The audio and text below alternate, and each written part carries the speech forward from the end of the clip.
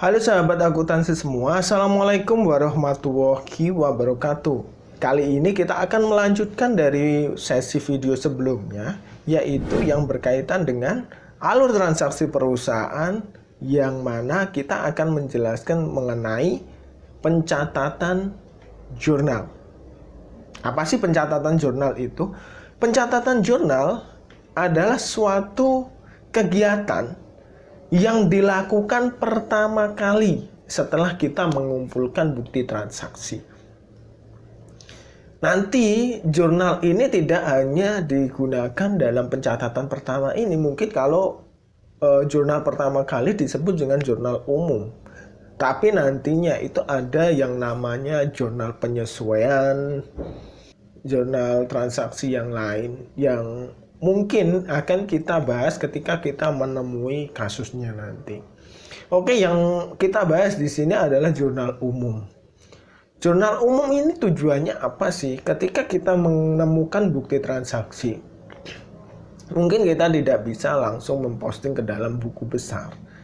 Karena buku besar biasanya postingannya dilakukan ketika kita sudah menemukan akun-akun yang hampir sama. Tapi akun yang tidak sama ini akan dikemanakan. Nah, inilah fungsinya dari jurnal umum. Mungkin kalau kas itu lawannya apa? Misalnya kita membeli barang, kita memasukkan misalnya motor, kasnya kan keluar.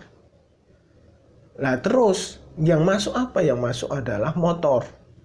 Maka kita mencatatnya kasnya ini akan berkurang. Nah, bagi kita yang masih bingung jika melakukan pempostingan langsung ke buku besar, maka alangkah lebih baiknya kita memasukkan ke dalam jurnal umum. Karena jurnal umum ini akan membentuk suatu histori, di mana fungsinya adalah tanggal dan kejadian ini itu membentuk suatu histori tersendiri. Misalnya di hari Senin, tanggal 5 November misalnya. Itu ada transaksi pembelian. Pembelian apa? Pembelian motor. Maka kas itu keluar dan motor itu masuk. Nanti ada pencairan hutang dari bank apa kepada perusahaan kita. Maka kas masuk, terus nanti hutang bertambah. Ini adalah fungsinya untuk mengetahui histori. Selain kita mengumpulkan catatan bukti transaksi, jurnal ini tuh nantinya sangat penting sebagai bahan dari pemeriksaan audit. Terus setelah itu sebagai catatan, semua transaksi perusahaan yang ada itu tercatat di sini. Jadi teman-teman misalnya menjadi seorang direktur, kalian tidak usah pusing-pusing.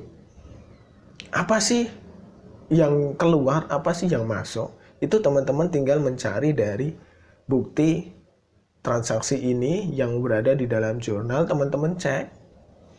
Ketika ada yang mencurigakan, teman-teman meminta bukti transaksinya. Bukti transaksinya udah ketemu, kok masih mencurigakan? Di cross check lah kepada lawan transaksi, misalnya toko, atau misalnya perbankan, atau misalnya klien dan lain sebagainya. Ini bisa dicek.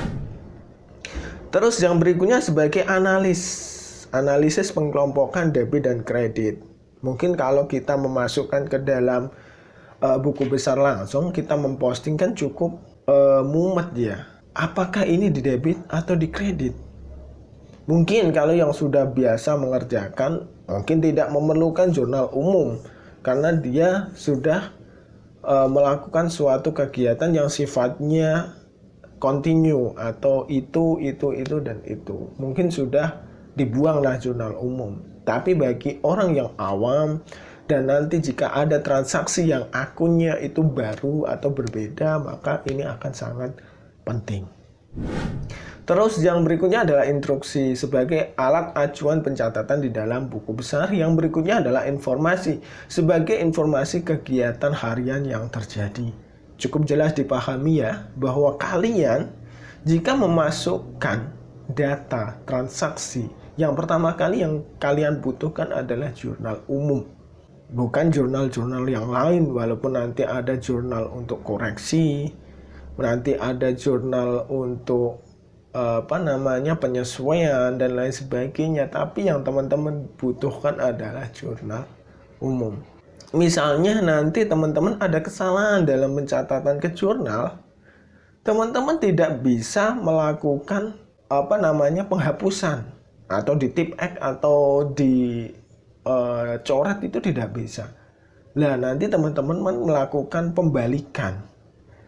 Misalnya ada kas, itu lawannya mesin, tapi tidak jadi beli. Misalnya kasnya kredit, mesinnya debit, nanti dibalik, mesinnya yang kredit, kasnya yang debit, seperti itu. Dan itu sudah umum di dalam akuntansi. Nanti teman-teman kalau sudah di sesinya kita akan menjelaskan kenapa sih kok ada bisa seperti itu. Oke, di sini contohnya jurnal umum itu seperti ini teman-teman. Di sini nanti teman-teman melihat ada page berapa, karena jurnal ini di transaksi, kalau perusahaan kecil sih mungkin sedikit ya. Tapi kalau di perusahaan besar itu nanti akan sangat banyak yang terjadi. Apalagi teman-teman melakukan penjualan yang transaksinya sehari bisa ratusan bahkan ribuan. Makanya kadang orang-orang itu membuat sistem, di mana sistem ini akan membantu para pemegang akuntansi dalam melakukan penjurnalan.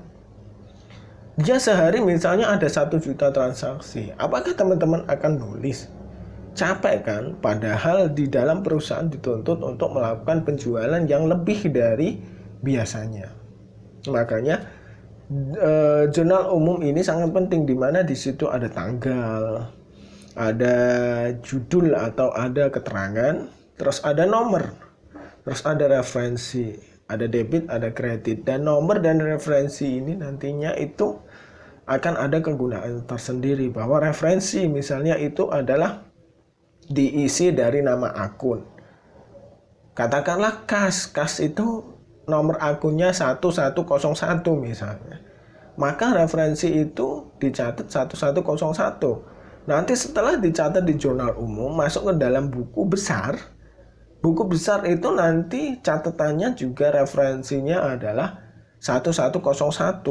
Itu adalah nilai kas atau bagian kas. Dan nanti di jurnal umumnya itu ada page 1, itu misalnya ditulis JUP1, itu bisa diketahui dari mana sumbernya, seperti itu teman-teman. Oke lah, nanti kita coba contohkan di dalam praktek kan. Makanya jika teman-teman ada yang ingin ditanyakan atau ada ingin yang didiskusikan, silakan kolom komentar di bawah itu diisi. Kita mau diskusikan apa? Nanti kalau misalnya saya memang belum paham atau belum pernah menemui, saya akan coba mencari dari mana sumber-sumber yang kira-kira bisa dicarikan informasi. Oke, seperti itu teman-teman. Semoga memberi pencerahan dan memberikan informasi yang jelas. Dan wassalamualaikum warahmatullahi wabarakatuh.